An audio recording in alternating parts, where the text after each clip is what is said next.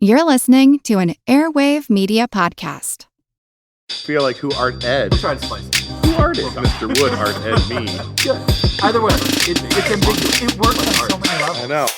That's off to a great start. Welcome to Who Arted, where we explore visual arts in an audio medium. I'm your host, Kyle Wood. Now, today's episode is going to be about Faith Ringgold and her story quilt, Dancing at the Louvre. But before I get to that, because I'm recording during Thanksgiving break, I want to start off by taking some time to express some gratitude. I have been very fortunate to get some lucky breaks. I have tremendously supportive friends and family who have given up their free time, shared their talent, shared their insights, and done a lot to support me in creating this show, taking on such a big endeavor. I've also gotten some lucky breaks from outside my family and circle of friends. Starting last year, I was included in the media library for the Art Explorer Foundation's online academy. If you're not familiar, check out academy.artexplora.org. I'll link it in the show notes, but they have an incredible online educational platform that was developed in partnership with some of the greatest cultural institutions in the world, and it's all free. Being included in their site gave me a little boost in confidence to reach out and seek other means of growing. I joined the Airwave Media Network. I've gotten to join Tim Bogatz on his show, Art Ed Radio, from the Art of Education University, and he has been here on my show twice. I got to present at Art of Education University's Now conference this summer, and I get to present again at their upcoming winter conference, so fellow art teachers, I would encourage you all to attend. I probably shouldn't make too much of a list because I don't want to bore everyone, but also I don't want to leave anybody out. I have been helped by so many different people, and it's been really cool to chat with numerous people I've learned from over the years, like Candido Crespo, host of the Everyday Art Room. He's also part of the Anti-Racist Art Teachers and a number of other groups. That man's tirelessly working and doing a lot of good. It was also nice last spring I got to go on K-12 Art Chat, the podcast from Team Grundler and Davis Education. And just last month, I had the one and only Cassie Stevens joining me on this show for my 3rd anniversary. And in all of these cases, it was really cool that when I reached out to people I admired, I found that they were supremely kind and generous in sharing their time and talents. Now I find myself in a position I never really imagined. My show has been finding an audience and growing steadily, and I cannot be more grateful for everyone who listens and tells a friend about the show.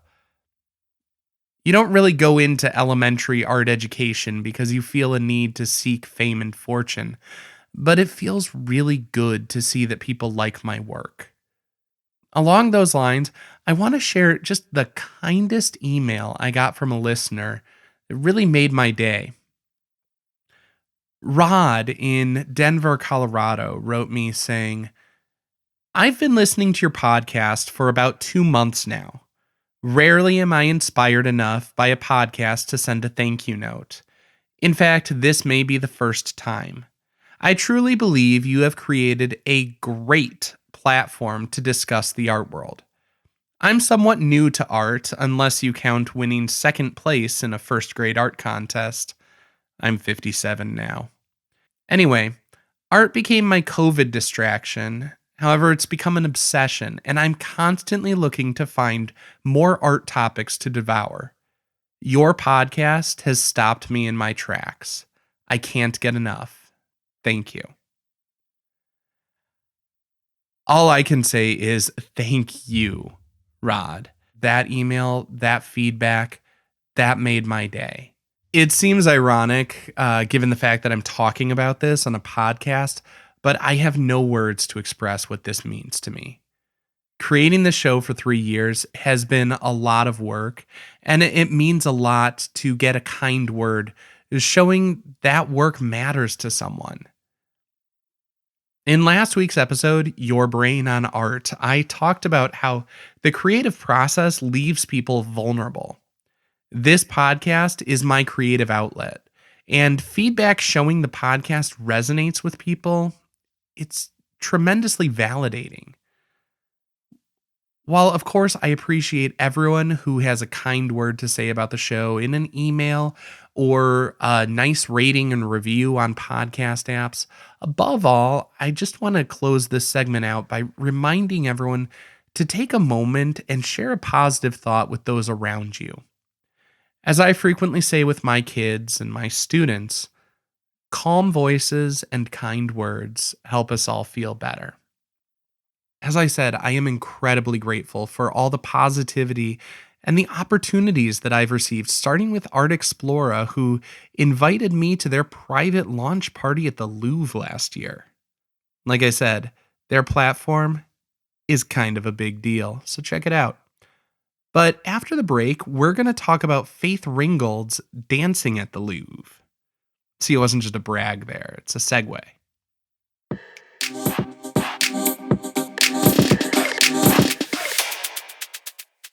Now, the true art history topic for this episode is Faith Ringgold's Dancing at the Louvre. It's one of her story quilts, and if you want to see the image, you can check it out if you are listening on Amazon Music, Spotify, or any of those other platforms that supports episode-specific cover art. You can also Google it, I suppose. Faith Ringgold's Dancing at the Louvre is all about breaking the rules. It's sort of that taboo of people celebrating and joyously dancing, that unexpected activity for the highbrow cultural institutions like the Louvre. And part of what I love about this piece is that it's at once super traditional and yet postmodern. Quilts, and more specifically story quilts, have a long tradition in African American culture. Faith Ringgold is using a traditional medium and techniques that she learned from her mother and grandmother before her, and she's using that as a way of cutting through old stereotypes and breaking down barriers. Her first story quilt was Who's Afraid of Aunt Jemima, which transformed the offensive stereotype of Jemima into a successful Black businesswoman. Part of what postmodern art does is remix and recontextualize these familiar tropes and ideas that are just sort of out there in society. While modern art tended to go broader, trying to get something timeless and universal, postmodern art becomes more specific, focusing on the individual experiences and different lenses through which people see the world. In her Dancing at the Louvre quilt, Ringgold is writing the story of Willa Marie Simone, a fictional character, although in a large sense you could say Willa Marie Simone is almost like an alter ego of Faith Ringgold. Willa moves to Paris, meets major figures like Henri Matisse, the iconic artist, Josephine Baker, the American-born French singer, dancer, actress. She actually became the first Black woman star in a major motion picture. And Rosa Parks, the legend of the civil rights movement. Now, this is a part of Faith Ringgold's actually series of story quilts, a series of 12 quilts known as the French Collection. And in this series, Willa Marie Simone goes on many adventures and becomes a successful artist and businesswoman. In Ringgold's life, she had been taught to admire the achievements of men like Pablo Picasso, who innovated by copying African masks. In her education, she was told to study art education because fine art was only for men. I mean, literally, at the college she went to, that program was only accessible to men. So she looked at all these societal barriers and envisioned a figure who could push past them. I think what's interesting is in Ringgold's story, the protagonist is a Black woman, and the white male European artists, they have the walk-on role. The Louvre is this iconic cultural institution, home of some of the finest artworks in the history of the world. And Ringgold's Willa Marie Simone feels unintimidated. She joyously flouts conventions and dances in those hallowed halls. The French collection reframes and engages us with history in a new way. In Picasso's studio, for example, Willa Marie is modeling for Picasso, but the text gives her voice. She's not just a silent figure to be looked at. Viewers of this piece see Picasso's famous works like Les Demoiselles d'Avignon in the background, but along with it, we see African masks that inspired him. In the text, Willa Marie says that she heard the African masks and the woman in the painting having a conversation, and she's encouraged to embrace her identity as a Black woman. The quilt shows these different threads coming together for a new perspective on familiar art history. And yeah, I couldn't resist talking about threads coming together with a story quilt. But it is these story quilts that really made Faith Ringgold stand out. I mean, her background, if you recall from my Faith Ringgold episode before, she studied as a painter, but her mother was a fashion designer in Harlem, and she learned that skill from her mother, and eventually what she became best known for was her story quilts. She would paint basically acrylic on canvas and then stitch the fabric on there, stitch the backing to it, and fashion it into a more traditional looking quilt. So it's painted fabric that's quilted then. And this is probably, the French collection is probably her best known series. I think what's interesting about this collection and what makes it stand out to people and why it is the piece that is on the art history AP list is this is a postmodern piece taking traditional elements and iconic things from our society, but putting it into the idiosyncratic language of that artist. It's reframing the traditional Western canon by showing all of these different artists that Faith Ringgold genuinely did admire, but showing them from her perspective, showing them in a new light, in a new lens. And I think it is wonderful when art history becomes more inclusive and accessible, and when all people can see a little bit of themselves and their story and their perspective played out in there. And just one final thing to know about Faith Ringgold and her work and her story quilts specifically. I think it's kind of interesting. She started making these story quilts because she had a passion and a drive to write. She had stories to tell, but she couldn't get published. The publishers just were not interested in it.